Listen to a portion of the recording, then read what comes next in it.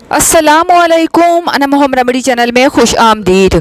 आज बात करते हैं कॉन्स्टिपेशन पर, क्योंकि बहुत सारे लोगों को कॉन्स्टिपेशन की प्रॉब्लम है और आप लोग जानते हैं कॉन्स्टिपेशन कब्ज़ बहुत सारी बीमारियों की जड़ है।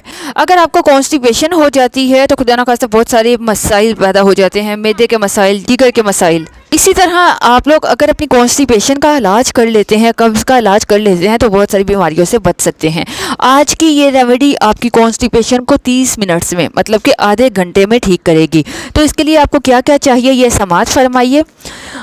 खजूरें, तो जैसे कि रमज़ान का सीज़न है, रमज़ान एंड होने को है, तो खजूरें तो आपके पास अवेलेबल होंगी। आपने सुबह उठकर नहार मुँह 7 खजूरें खानी हैं। आपने जो खुश्क छवारे होते हैं वो नहीं, बल्कि खजूरें खानी हैं। और खजूरों को खाकर आप ऊपर से गर्म पानी पी लीजिएगा।